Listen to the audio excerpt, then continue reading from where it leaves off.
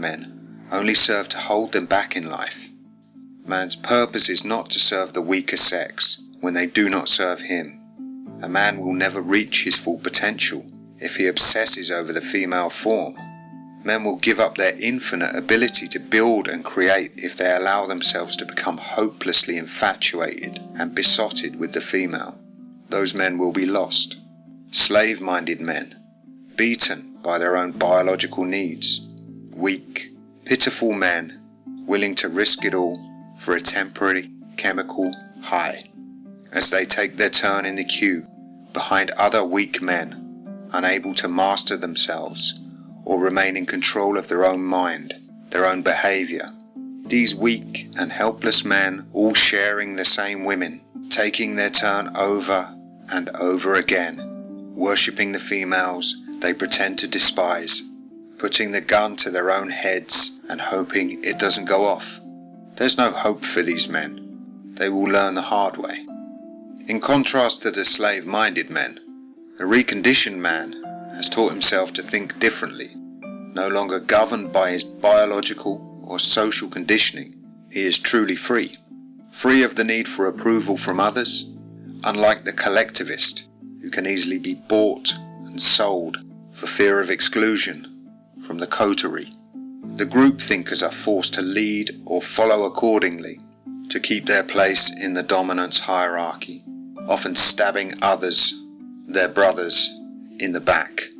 The individual is free from all of this if he chooses to be.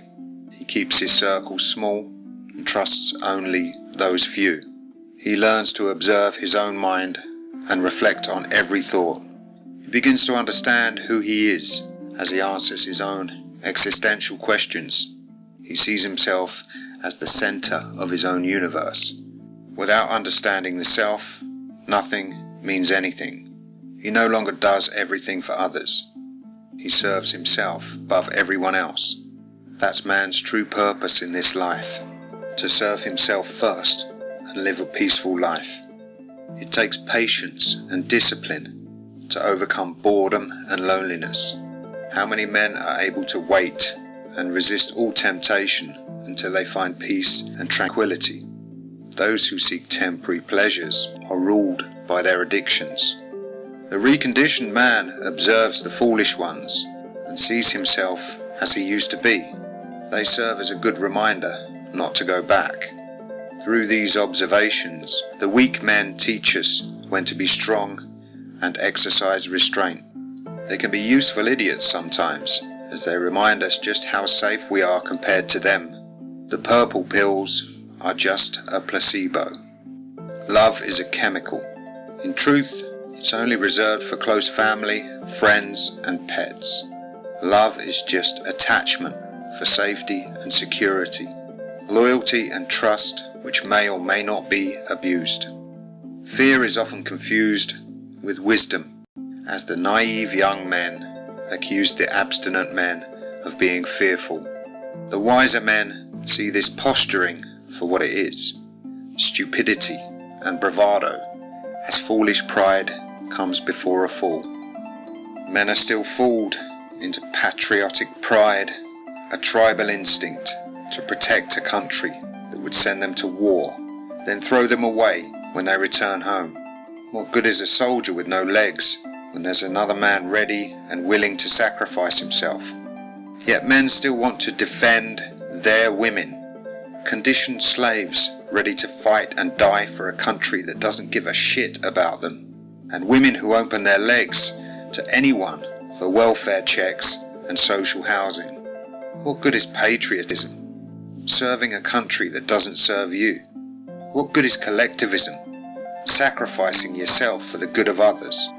What good is altruism when it's expected of you and you're made to feel guilty if you refuse to give yourself over?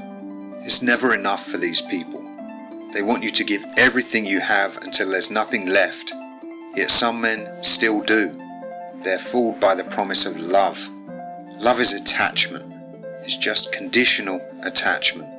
A one-way business transaction which leaves men bankrupt in every conceivable way. Yet some men go back for more of the same, like moths to the flame.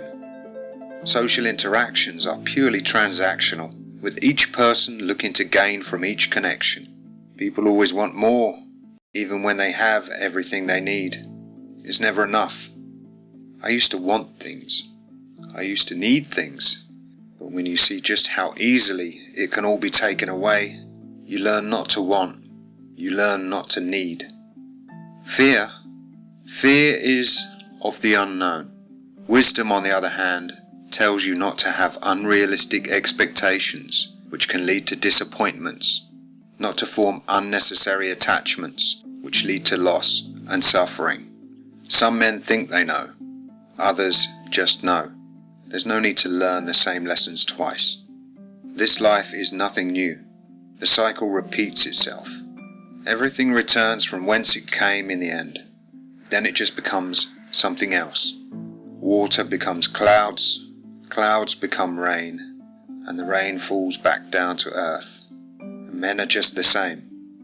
If you want to be reborn, if you want to break the cycle, then you have to let yourself die. Give up everything they told you to be. Don't listen to nurture.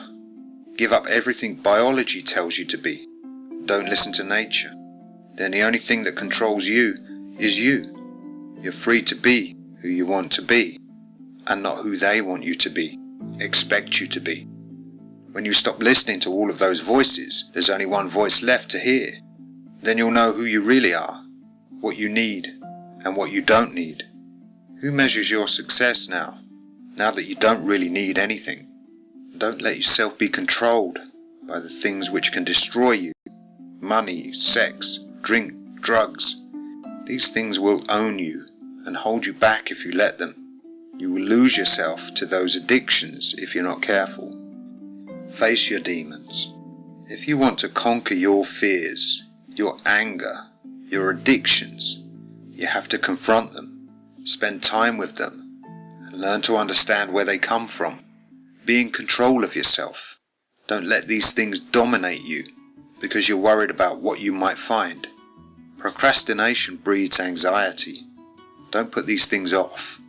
Conquer your worst fears and your darkest memories. Don't be afraid to open those doors in your mind. The good man in you will teach the bad man. The bad man in you seeks to destroy you. He's the devil whispering in your ear. He's Thanatos trying to send you back to your maker. He's not your friend, but he pretends to be. Nature doesn't serve man. Nurture doesn't serve man. And half of that same man is against him if he gives in to it. Listen to the good man in you and learn to silence the devil.